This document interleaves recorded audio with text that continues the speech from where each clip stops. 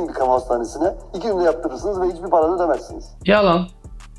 Yalan. Türkiye'de herhangi bir ilde diş hastanelerine 2 günde randevu alamaz. En ufak bir dolgu işleminde bile en az 1 ay, 20 gün, bazen 2 ay, bazı işlemler için 3 ay, 4 ay sıra veriliyor. Bu arkadaş acaba hiç 182'yi arayıp herhangi bir kamu hastanesine randevu almış mı? Çünkü bizim atalarımız, ben şimdi 50 küsur yaşındayım. Bizim dedelerimiz kıtlık gördüler ama babalarımız görmedi. Onların dedeleri çok daha büyük kıtlık gördü. Şimdi biz şu andaki 60 yaş kuşağı muhtemelen kıtlık görmeyen, yokluk görmeyen, bizden sonrakiler hiç görmüyorlar bunu. Şimdi o insanların yokluk korkuları daha hızlı azalıyor. Yani hiç aç kalmamış. Şimdi ben İstanbul'da üniversiteye giderken 90'da İTÜ elektronik mezunuyum. Çöpten yürüyemezdik Sayın Cumhurbaşkanımızdan önce. 10 sene mezun oldum. Bütün her taraf temizlendi. İstanbul'da bir gence bugün deyin ki çöpten yürüyemediğiniz bir zaman vardı. Bu adam Girişimci İş Adamları Vakfı Genel Başkanıymış. Türkiye'de birçok sektörün, siyasetle alakalı olmayan birçok sektörün hastalığına kapılmış gibi. Konuşmanın içeriğini değerlendireceğim ama Sayın Cumhurbaşkanım demeden herhangi bir programda Sayın Cumhurbaşkanı demeden cümle kurulamıyor mu? Yani bu AK Parti'ye yaranma, AK Parti'ye bir yağ çekme. Arkadaş siyasetçi misiniz anlamıyorum ki ya. Temsil ettiğin bir kurum var ya, o kurumun da genel başkanısın. Mehmet Bey ama nüfusunda çok büyük bir kısmı açlık sınırının altında yaşıyor. Değil, katılmıyorum. Yadsınamaz. Katılmıyorum. Kesinlikle açık. Türkiye'de çalışan, emek veren hiç kimse, Nazan'ın bu da doğru bir bilgi değil, açlık sınır altında falan yaşamıyor. Türkiye'nin şartları, bütün benzer ülkelere kıyaslandığında, sağlık sistemi, tabii ben politikacı değilim de bu girişimcilik sorusu değil ama söylemek zorundayım kıyaslamak için. Sokakta röportaj veren dayılarla aynı düzlemde değil mi şu anda? Açlık sınır altında yaşamıyor diyor, çalışan diyor. Bu doğru bilgi değil diyor. Türk İş'in verilerine göre açlık sınırı asgari ücretin üzerine çıktı. 26.000 TL'nin biraz üzerinde açlık sınırı.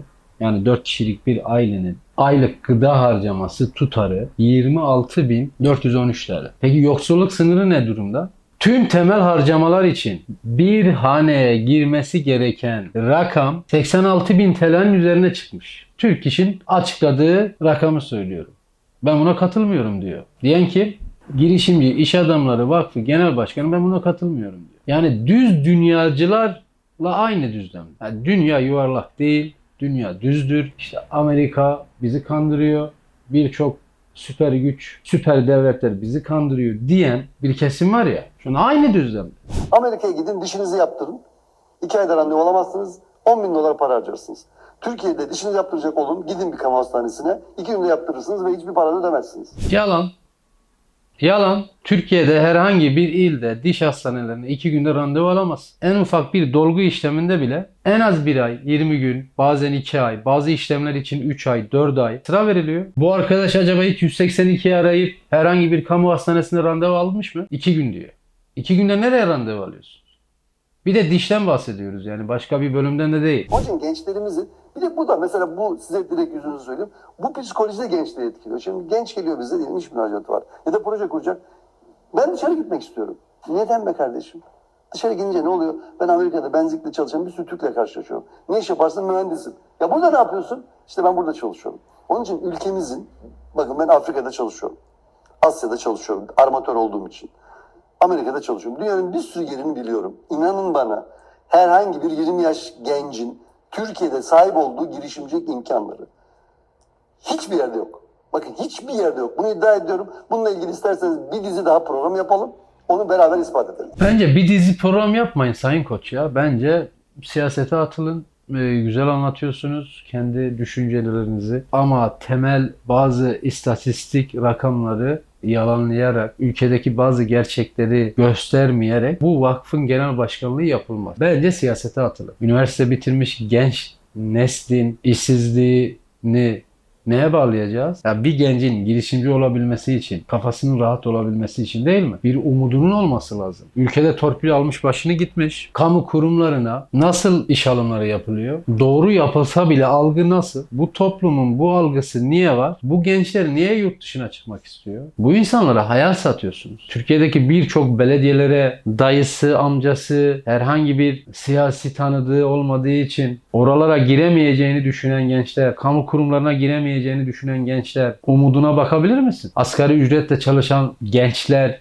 fabrikada, benzinlikte, Hani benzinlik diyorsunuz ya. Burada da çalışan üniversite mezunları var. Yani Amerika'da işte mühendis benzinlikte çalışıyormuş. Gidin bakın benzinliklere. Organize sanayi bölgelerine bakın. Birçok hizmet sektörlerine bakın. Üniversite mezunu, hatta 2 üniversite bitirmiş gençler var. Yani hepimiz gözlemliyoruz. Bunlar burada 22 bin lira asgari ücretle çalışırken, bunlar asgari ücretle çalışırken bu çocukların fikir üretme gibi bir zamanı olur mu? Günde 12-13 saat çalışıp markette, lokantada, sanayide, bunlar nasıl girişimci olacak? Hadi onları geçtim. Bu ülkenin sağ gençliği de, sol gençliği de, herhangi bir görüşü olmayan, tamamen apolitik olan gençler de dahil kutuplaşmadan çekmiyor mu? Bu gerçeği niye söylemiyoruz? CHP'liysen CHP'liler tarafından rağbet görüyorsun. AK Partiliysen AK Partililer tarafından, MHP'liysen MHP'liler tarafından. Yani 1960'ları, 50'leri, 70'leri, 80'leri yaşamış, tecrübe etmiş insanların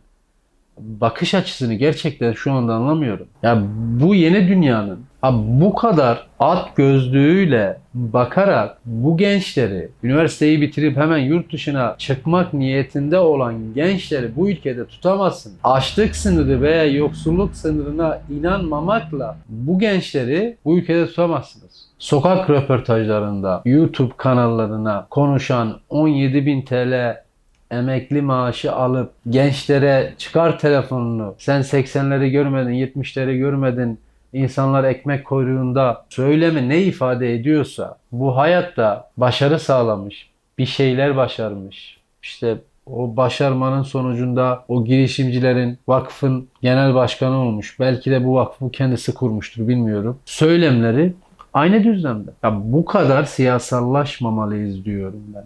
Ülkenin gerçeklerini söylemek için AK Partili olmaya, CHP'li olmaya, MHP'li olmaya, herhangi bir siyasi partili olmaya gerek olmadığını düşünüyorum ben. Bu konuşmanın herhangi bir iktidar partisine fayda sağlayacağını da düşünmüyorum.